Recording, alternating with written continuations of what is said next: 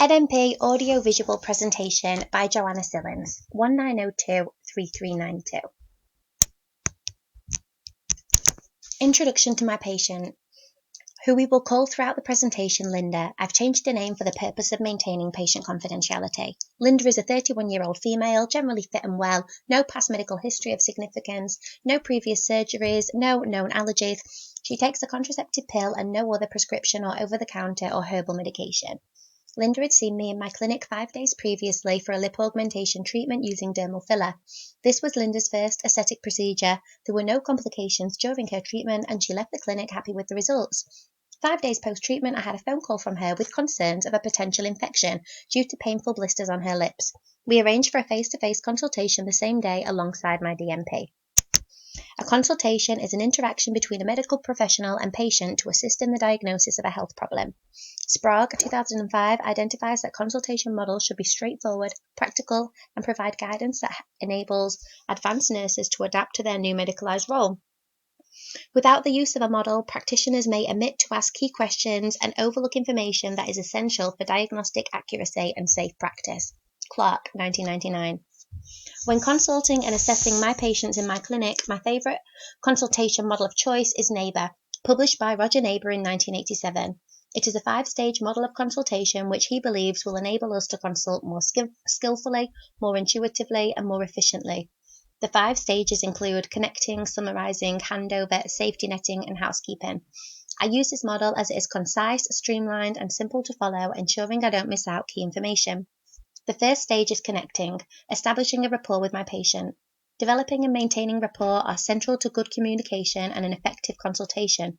Rapport is the ability to be on the same wavelength and to connect mentally and emotionally with others, promoting trust and mutual respect. Moulton, 2007.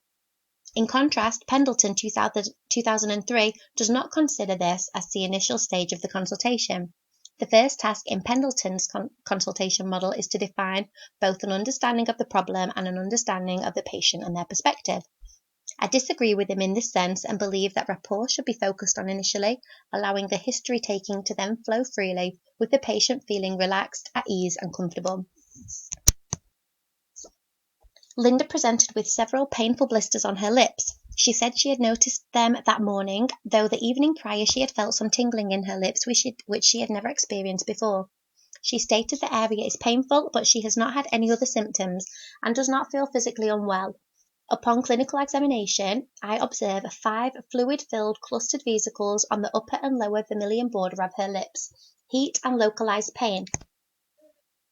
The painful vesicles and tingling sensation present as herpes simplex infection, cold sore. Herpes is the name of a family of viruses, of which herpes simplex virus 1 and herpes simplex virus 2 are the most serious human pathogens. HSV1 is normally associated with orofacial infections, whereas HSV2 usually causes genital infections. Both viruses establish latent infections in sensory neurons and, upon reactivation, cause lesions at or near point of entry into the body. Whiteley et al. 2001.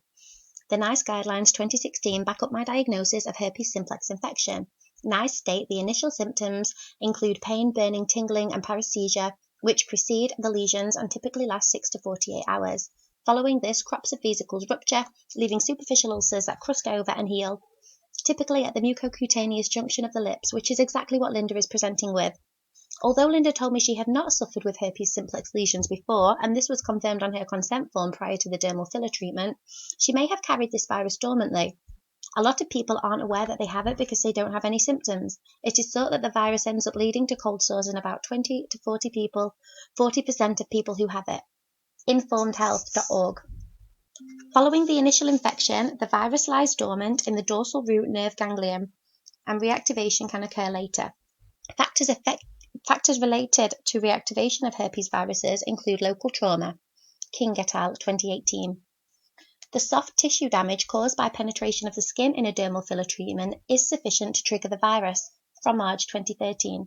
Again supporting my diagnosis of a herpes simplex infection. I believe this was lying dormant and reactivated by her recent dermal filler lip augmentation treatment. With validation from the BNF and ACE group guidelines, I prescribed oral acyclovir as a first-line treatment at a dose of 200 mg 5 times per day for 5 days. with potential to extend the course if healing is incomplete or if new lesions appear. For aesthetic practitioners, the ACE guidelines are highly recommended as clinic policies. These guidelines are extremely useful to my practice as they are based specifically on complications post-aesthetic treatments and how to manage these safely and effectively. The ACE group produces and reviews the ACE guidelines based on evidence-based medicine.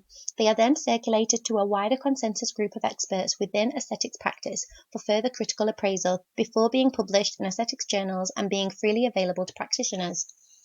The consensus group consists of over 20 of the UK's leading medical aesthetic practitioners and trainers.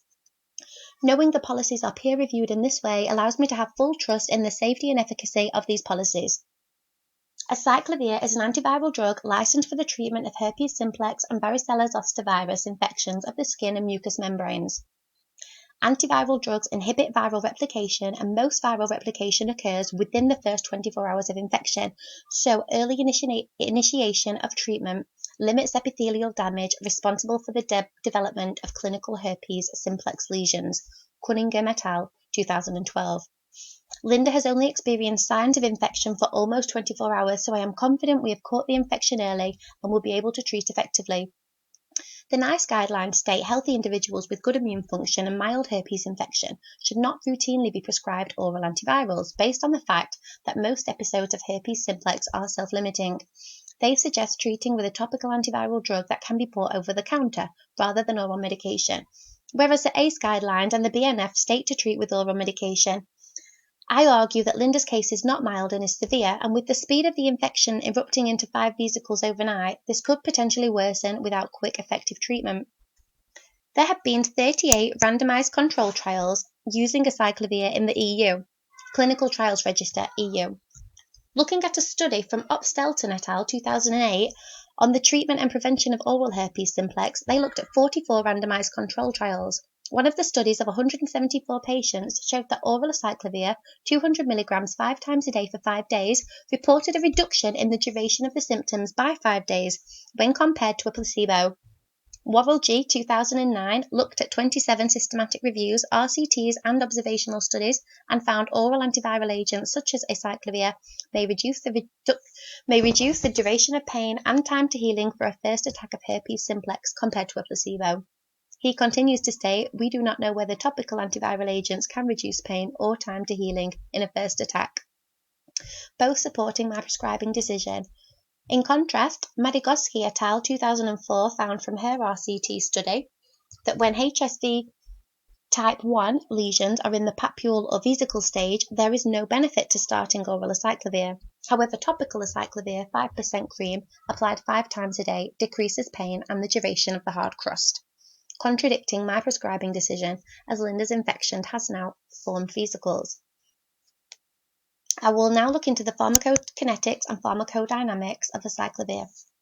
Acyclovir is an antiviral medication. It belongs to the nucleoside analogues drug class. Absorption. Oral acyclovir is slowly and poorly absorbed from the gastrointestinal tract with a bioavailability of 15 to 30%. This decreases with increasing dose. The average time to peak concentrations is approximately 2 hours following oral administration.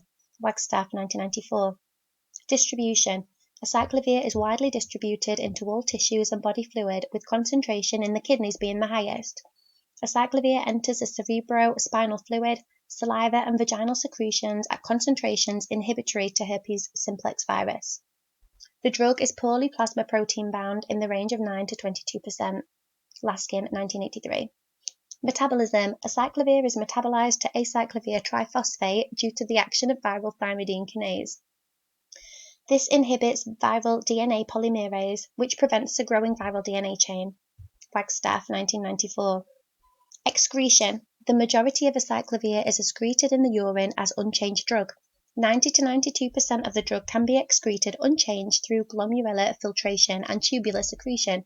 Less than 2% of the drug is recovered in the feces. Drug Bank, 2020.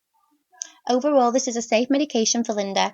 The side effects are quite mild in nature. The BNF 2020 lists the following side effects: diarrhea, abdominal pain, dizziness, fatigue, headache and nausea. There are no requirements to take the medicine with food. Linda just needs to space the dosing times out as evenly as possible to ensure 5 doses are made within 24 hours. When weighing up the benefits versus risk of prescribing this medication and the potential for the infection to worsen and a risk of dehydration if left untreated, Linda made the autonomous decision to go ahead with the treatment. Summarising is a vital tool in the consultation process to clarify your patient understands the treatment plan. Asking questions such as, could you tell me what you understand about the treatment plan so I can check I have explained it okay, can help. To implement safety netting, I arrange a follow-up appointment with Linda in 5 days. I give her my contact details and ensure she will contact me if she experiences any problems. As a non-medical prescriber, it is vital to be aware of the legal and ethical implications that surround prescribing.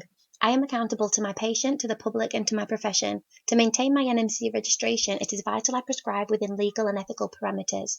The NMC 2016 state non-medical prescribers must adhere to all standards within the Royal Pharmaceutical Society's RPS Framework 2016, which underpins professional responsibility for prescribing. The NMC also states that NMPs should only work within their sphere of competence, acknowledge their professional limitations, and remain accountable for their actions at all times. I recognise my boundaries and work within my own limitations following the NMC Code of Conduct, and would always refer to the RPS framework when prescribing. I would refer my patients on to senior colleagues or other healthcare professionals if I was not confident in treating them. There are numerous acts of law underpinning independent nurse prescribing. Some of these are listed on the slide. In relation to my patient, these legislations have made it possible for myself as a nurse to assess and prescribe the antiviral medication required to treat Linda's infection. This removed the need for Linda to wait for an appointment with her GP and reduced the delay in commencing treatment, thus allowing her GP more time to see other patients. In reflection, this streamlined the process and improved her continuity of care. The Medicines Act 1968 categorised acyclovir as a medicine that can only be provided by prescription. The acyclovir was provided by prescription after a face-to-face consultation, and so was done in accordance with this Act. Beauchamp and Childress, 2009, research in the field of biomedical ethics has been extremely influential. Their ideas are apparent in codes of professional healthcare around the world. They identify 4 key ethical principles that must be considered: autonomy, beneficence, non-maleficence, and justice. Autonomy is described by the British Medical Association, BMA 2020, as the right by which an adult patient has to make decisions about their healthcare. The Mental Capacity Act 2005 states that it must be assumed one has the capacity unless a lack of capacity can be verified. During the consultation, Linda did not demonstrate any cognitive impairment or condition which may have affected her ability to understand the treatment plan. Linda was given the autonomy to decide if she wanted to have the treatment. In aesthetic nursing, it is important to be aware of our patients' mental health, and for patients presenting with body dysmorphic syndrome, these potential patients see a distortion that is invisible to others, and minor flaws are exaggerated tenfold in their minds. Gorbis, 17. In my role as an aesthetic nurse and non-medical prescriber, it is vital that I am ethical and only offer treatments that I believe will benefit my patients and address their areas of concern. Implementing beneficence and non-maleficence means I must do good to produce benefit and always act with the patient's best interest. I must prevent harm and protect from harm. To do this, I must also refuse treatments at times. Beauchamp and Childress, 2001, emphasise that justice is the belief that fairness should be disseminated across the aspect of cost, risk and benefit. Therefore, patients in a comparable situation should receive a comparable treatment. To implement justice, I must treat customers as individuals and not discriminate in any way, promoting equality and diversity. Clark et al. 2018 produced a systematic review on barriers to non-medical prescribing and looked into why some medical professionals hold the prescribing qualification but choose not to use it. Some of the reasons found were a lack of support from colleagues and anxiety, lack of pharmacology knowledge, inconsistent support post-NMP training, and increased work-related stress. The NMP Code of Conduct 2018 emphasised the need for continuing professional development and that the nurse has a duty to ensure that their level of knowledge and skills are kept up to date through methods such as reflection and clinical supervision. As I work for myself in the private sector, I am responsible for ensuring I keep up to date. I have a network of prescribers around me to ensure I have support. I am also a member of the ACE Complications Group, which offers networking and support in aesthetics complications management. It is my own responsibility to have indemnity insurance to practice as a self-employed aesthetic nurse. Overall, this qualification will allow me to offer a complete holistic package of care to my patients.